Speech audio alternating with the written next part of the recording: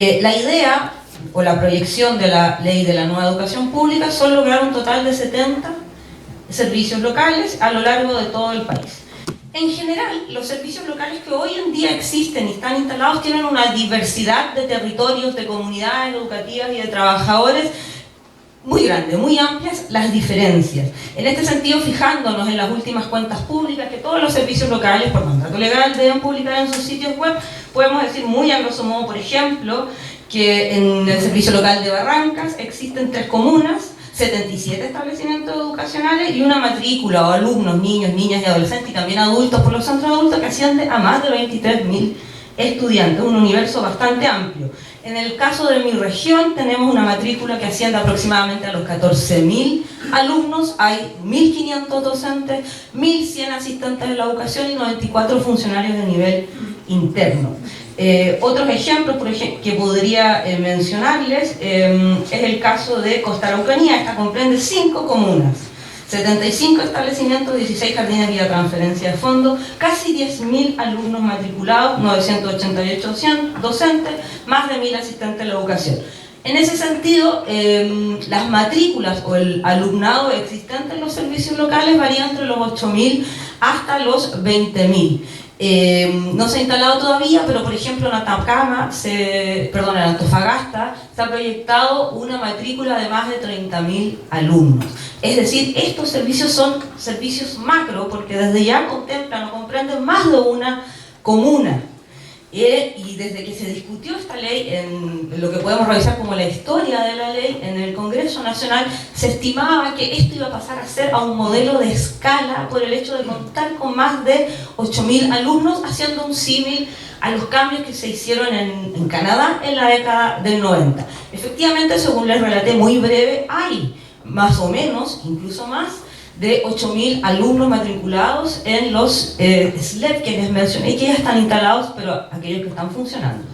Ya, sí hay algo que no ha cambiado y se mantiene idéntico, que es una cuestión estructural que tiene que ver cómo se financian. El financiamiento siempre es la subvención, sea esta ordinaria o no, y la subvención tiene que ver con la matrícula, con la asistencia. Y esa es una de las problemáticas que se mantiene. Pues los territorios, como les decía, son muy distintos. Muchos de nuestros SLEP tienen varias, no 5, sino que más, escuelas uni o bidocentes, que tienen baja matrícula, pero por el hecho de la locación rural en la que se ubican. Hay muchas escuelas entonces uni y bidocentes, también hay muchas escuelas que tienen una matrícula inferior a los 500 alumnos. Dada la asistencia, y en los últimos periodos bien sabemos, posteriores a la pandemia, la asistencia ha estado dificultosa. Difícil que vaya en alza y difícil que sea permanente. En este sentido también se resienten bastantes las subvenciones y por ende los ingresos del servicio local. En cuanto a los aspectos normativos, quisiera pasar a resumirles en el breve tiempo que me queda los principales problemas que hemos tenido como trabajadores de la educación pública y que están en esta ley y que pueden ser mejorados, son perfectibles a partir de la experiencia, sobre todo de los SLEP que ya estamos instalados, porque podemos ofrecer una oportunidad de mejora a partir de las prácticas que se han desarrollado, los aciertos y también los errores, siendo fundamental encuentros como este, asimismo la discusión a la que se nos puede invitar en el órgano legislativo para poder dar nuestros aportes que sentimos deben ser escuchados para que los nuevos servicios locales no tengan que pasar por todas las diversas situaciones de carácter no solamente legal, sino que laboral a la que se ven enfrentados los trabajadores. Uno de los temas que más nos ha afectado tiene que ver con el traspaso en sí. Bien lo señalaba mi antecesor, esto se realiza mediante un concurso cerrado. Lamentablemente los concursos cerrados no proveen todos los cargos y en general se han provisto 35 cargos. No todos estos son de planta, por lo demás. Eso significa que usted como contrata puede ser cesado al 31 de diciembre, evidentemente con alguna fundamentación que amerite tal desvinculación. Eso es porque, reitero, pasamos a estar regidos por el estatuto administrativo, el cual regula 2 formas de contratación, la planta y la contrata. La contrata podríamos decir que es más o menos similar a la contrata de los docentes en el sentido que es transitoria. El estatuto administrativo establece que las contratas durarán solamente hasta el 31 de diciembre de cada año. En este sentido, el traspaso solo prevé que queden en los nuevos servicios locales una parte bastante reducida de los funcionarios que se desempeñaban en los DAEM, porque los concursos no se hacen para el número completo, considerando que hay que hacer un estudio de los perfiles de cargo y que están evidentemente en un periodo de transición. Lamentablemente, con los cargos que se han operado o se han puesto a disposición de los nuevos servicios locales, no estamos dando abasto. Como les señalé, todos los servicios locales comprenden más de una comuna. En ese sentido, la planta o el personal se ha visto reducido a más de la tercera parte y las funciones, la verdad, que no han disminuido en ningún caso. Al contrario, aumentan. En ese sentido, toda regla lógica indica que si el servicio, las condiciones, sus características aumentan, lo más lógico sería que quienes presten esos servicios debiesen aumentar al menos en una proporción que vaya creciendo, que se vaya estudiando si es la adecuada, quizás detenerla cuando se estime que es la adecuada, o bien irla incrementando en la medida que las necesidades vayan surgiendo. Pero eso no ha sido así y nuestras plantas, nuestros decretos que regulan las plantas son estáticos. Por ejemplo, en el Servicio Local Puerto Cordillera tenemos un DFL que nos regula 46 plazas, como les decía, no todas ellas son titulares. En otros servicios, por ejemplo, Barranca hay 53 plazas. En otros servicios tenemos 46, este es el caso de Puerto Cordillera, perdón, 53 en Barranca, tengo 49 en Costa Araucanía, 43 en Huasco. Eso es para darle una idea de lo que el legislador pensó para los cargos de planta, para los funcionarios base de los servicios. Y si pensamos, por ejemplo, que un DAEM, una corporación municipal, un DEM, tenía más de 200 trabajadores, ¿cómo es posible entonces que este reducido número a menos de 50 logre llevar a cabo todas estas funciones que no son solo de corte administrativo en el sentido de gestionar recursos?